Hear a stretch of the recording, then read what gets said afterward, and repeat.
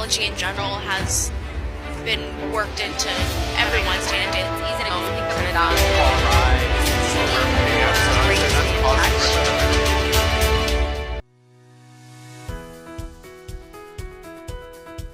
Technology is changing our world fast, with cool things like smartphones and smart machines. But not everyone can enjoy these benefits. Some people are left out, missing opportunities and resources that technology can bring. For those who have access, life is easier and full of chance. But many others are left behind without their some opportunities. The digital gap makes it hard for them to learn, work, and connect.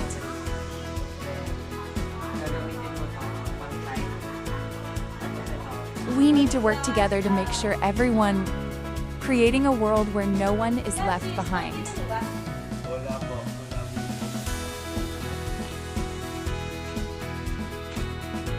In today, rapidly advancing technology, the prevalence of digital divide has become a major worry. Even with extensive use of digital technology, a large segment of world's population still encounters difficulties in gaining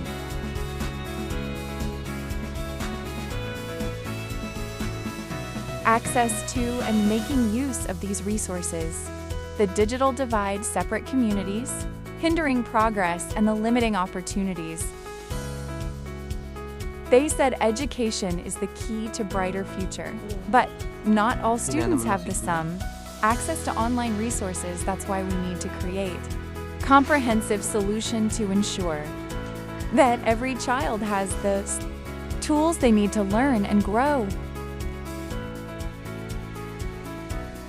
So it's time to act. Join our advocacy campaign by sharing your voice, supporting local initiatives, and urging policymakers to prioritize digital inclusion. Together, we can bridge the and build a more connected, equitable world.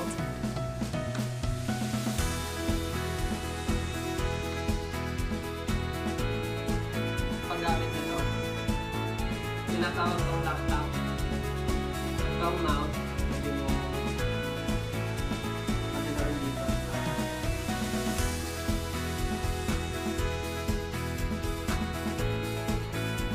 Together, we can create the world where everyone is connected, empowered, and included.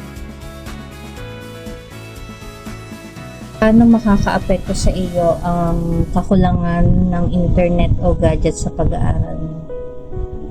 Ang kakulangan ng internet o gadget sa pag-aaral ay nakakaapekto dahil hindi madaling makahanap ng mga reliable na impormasyon o karagdagang materyales para sa mga takdang aralin o proyekto.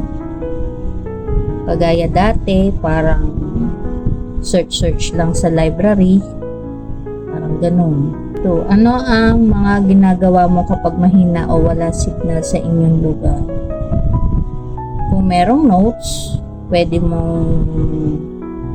ka magkalkal ng notes, o kung meron ka na save na offline modules.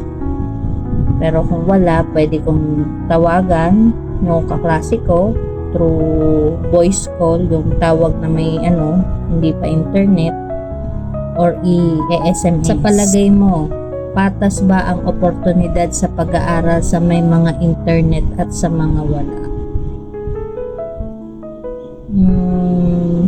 Medyo mas malaki ang advantage ng mayroong internet kasi one click lang, meron na. Unlike pagka wala kang internet, kailangan mo pa mangapit bahay o mag-load para lamang na isa pang malaki din gastusin para sa mga bata para lang para makasabay sa pag-aaral kung walang internet.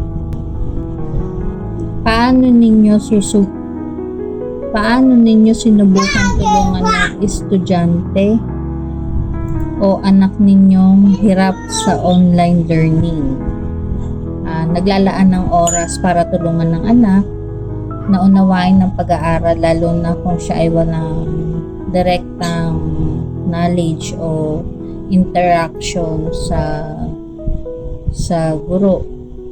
Minsan gumagastos para sa load kung walang internet o kung nasa labas man siya. Anong gusto mong baguhin ng gobyerno o paaralan para matulungan kayong makasabay sa digital world?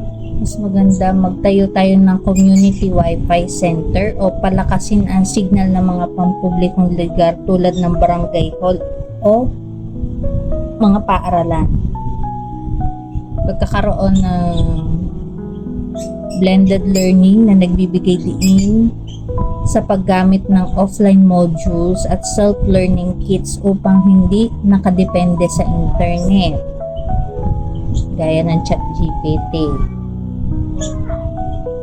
O di kaya magkameron man ang gobyerno ng subsidy na paglalaan ng pondo para sa mga estudyanteng walang kakayahan na makabili ng mga cellphone o gadgets na pwede nilang magamit as materials para sa kanilang pag-aaral. Sa tingin ninyo, paano nakakaapekto ang digital divide sa kinabukasan ng kabataan? Pagkakaroon ng skills gap, ang mga kabataang walang access ay hindi makakatawid sa kinakailangang digital literacy o digital skills na mahalaga sa trabaho na hinaharap. Tapos medyo limited din yung opportunity nila para sa paghahanap ng trabaho kung yun ang pagbabasihan. Kasi ngayon, sa paghahanap ng trabaho, medyo kailangan lagi computer literacy. Laging puro computer literate lagi ang hinahanap. 7. Ano sa tingin ninyo ang pangunahing dahilan kung bakit malaki pa rin ang digital divide sa ating bansa? Unang-una sa lahat, mahal magpakabit ng internet. Magastos. At higit sa lahat din, mahal ang gadget.